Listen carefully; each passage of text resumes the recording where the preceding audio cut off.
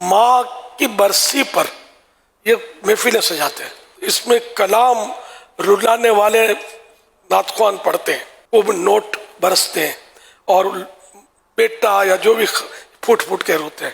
یہ غلط غلط غلط. یہ تجدید حزن، غم تازہ کرنا، ایسا ماحول بنانا جس سے میت کا غم تازہ ہو، یہ جائز نہیں ہے.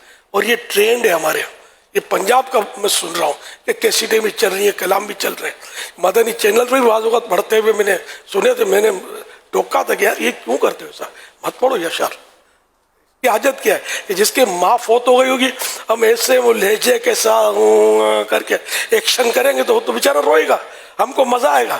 جب کوئی کلام پڑھتا ہے سامنے والا روتا ہے نا، تو یہ ایک حظ نفس کو لذت ملتی ہے، مزہ آتا ہے.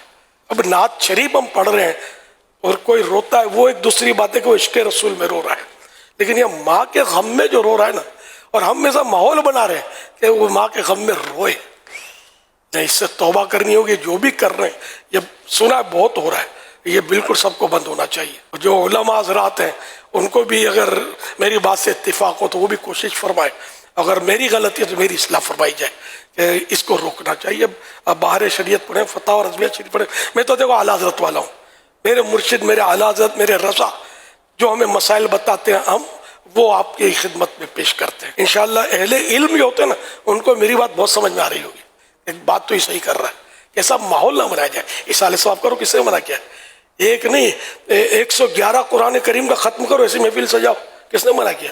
یہ کلام گائے کو پڑھتے ہو، وہ بھی رلانے والا، بالکل لہجے کے ساتھ ایسا مخصوص طرز بنانا جس سے لوگ روئیں اور جیب میں ہاتھ ڈالیں. اب کوئی رومال نکالے گا، کوئی نوٹ نکالے گا، اب وہ پڑھنے والے کا نصیب.